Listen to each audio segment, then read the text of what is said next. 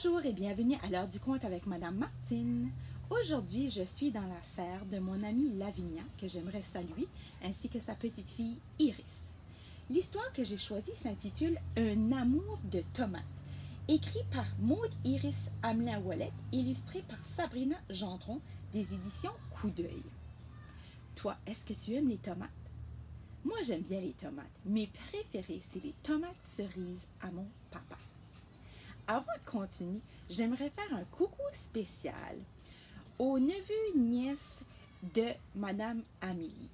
Tu as sûrement déjà goûté ces bonnes tomates dans son jardin. Alors un bonjour à Jolène et Maxime Bernier, Anne-Ève, Marielle et Jolène Brault, Raphaël, Audrey Savoie, ainsi que Félix et Alexis Arsenault. Coucou à vous. Alors, allons lire cette histoire « Un amour de tomates ».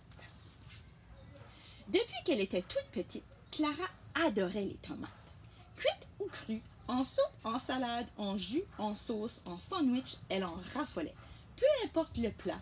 Et pas que celles bien rouges et bien rondes, mais aussi les tomates italiennes, les tomates cerises, les tomates jaunes. Elle occupait toute une place bien particulière dans son cœur. Savais-tu que la tomate est originaire de l'Amérique du Sud? C'est seulement lors des voyages des grands explorateurs, il y a 500 ans, qu'elle a été connue en Europe. Et même à ce moment, personne ne voulait en manger. Ce n'est que depuis les années 1800 environ qu'elle a trouvé sa place dans nos cuisines. C'est aujourd'hui le deuxième légume le plus cultivé au monde après la pomme de terre. Une des raisons que j'aime beaucoup ce livre, c'est parce que c'est une histoire, mais c'est aussi à la fois informatif, comme j'ai appris des choses au sujet des tomates. Par une belle journée de printemps, Sophie, la tante de Clara, l'invita chez elle. « J'ai une mission pour toi », annonça-t-elle à la fillette. « Cette année, dans mon jardin, tu seras responsable de la pousse d'un légume. Mais je ne te dis pas lequel. » Ensemble, elles plantèrent des graines dans des petits pots de terre humide et les placèrent près d'une fenêtre.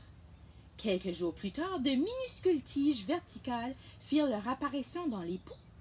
« Arrosons-les un peu, ça les aidera à pousser », conseilla tante Sophie. Après quelques semaines, les petites pousses avaient tant grandi. Clara et sa tante les mirent alors en terre dans le jardin. Le soleil les fera croître encore plus, confia Sophie. À sa visite suivante, Clara observa de jolies fleurs jaunes dans les plants, du légume mystérieux. « Elles ne sentent presque rien, se désola-t-elle. Savais-tu que plusieurs légumes poussent dans les plantes qui vivent une seule année? C'est le cas des tomates, des poivrons, des carottes. Par contre, certains fruits proviennent d'arbres qui grandissent au fil des ans. Par exemple, le pommier donne des pommes, le poirier des poires et le bananier des bananes. Une fois l'été bien entamé, Clara remarqua que les fleurs avaient été remplacées par de drôles de petites billes vertes. Elle y goûta. « Pouah! J'espère que ce sera meilleur au moment de la récolte, » dit Clara en grimaçant. Juste avant le retour à l'école, le mystère fut enfin levé. Quelle surprise pour Clara lorsqu'elle vit de belles tomates presque toutes rouges dans le jardin. La fillette sauta de joie. Mais le lendemain, Sophie téléphona à Clara. « Quelque chose de très étrange est arrivé cette nuit, lui dit-elle. Viens me voir dès que possible. » Clara enfourcha son vélo pour se rendre chez sa tante à toute vitesse. Une fois sur place, Clara constata par elle-même la situation. Ces jolies tomates étaient rendues gigantesques, presque aussi volumineuses que des ballons de basket-ball. « Comment est-ce possible ?» demanda la fillette. « Je crois que c'est ton amour infini pour les tomates qui les a fait grossir autant, » répondit sa tante. « Comment arrivons-nous à manger toutes ces tomates? Il y en a beaucoup trop, » s'exclama Clara. Qu'est-ce qu'elle pourrait faire avec toutes ces tomates, tu penses? Moi, mon papa, quand il y a beaucoup de tomates, il les fait congeler. Il fait une petite sauce italienne, il les fait congeler pour qu'on puisse en manger pendant l'hiver. C'est délicieux. Heureusement, sa tante n'était jamais à court d'idées. « Quelle est ta recette de tomates préférée? » demanda-t-elle. « Les pâtes à la sauce marinara de mon papa, » répondit Clara sans hésiter. Parfait, nous allons cuisiner cette délicieuse sauce afin d'avoir des réserves pour toute l'année. Nous pourrons aussi en vendre à la fête des récoltes du village. Comme ça, tout le monde pourra y goûter, proposa tante Sophie.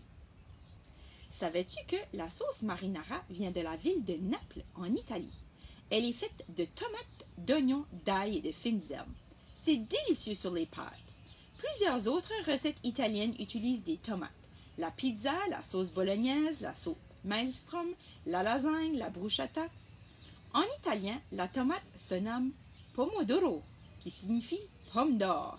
C'est parce que les premières tomates importées en Italie étaient jaunes. Quelque chose d'autre que je viens d'apprendre. Tous les membres de la famille de Clara mirent la main à la pâte. Ils cueillirent d'abord les tomates géantes avant de les transporter dans la cuisine. Ouf, il fallait être bien fort et bien musclé. Ensuite, chacun participa à la préparation de la sauce. Sa maman coupa les tomates, son papa dossa l'assaisonnement, son oncle Fred lava les pots et sa tante Sophie surveillait la cuisson. Clara et son petit frère Loïc, quant à eux, décorèrent de jolies étiquettes. Lorsqu'on parle d'assaisonnement, c'est de mettre des épices dans un plat, dans ce cas-ci dans les tomates, pour lui donner davantage de goût ou changer un peu le goût. À la fête des récoltes, la sauce marinara de la famille de Clara fit fureur. Tout le monde souhaitait en acheter. Les tomates géantes remportèrent même le grand prix du légume le plus gros. Bien joué, Clara, la félicita tante Sophie. Tu as réellement le pouce vert. L'année prochaine, veux-tu m'aider à cultiver mon fruit préféré? C'est le melon d'eau. Avoir le pouce vert, ça veut dire être habile en jardinage. Et quick, mon histoire est finie. Alors, ma question du jour pour toi est: quel est ton plat de tomates préféré? Ou encore, quel est ton légume préféré et pourquoi? Si ce n'est pas déjà fait, je t'invite à faire un jardin.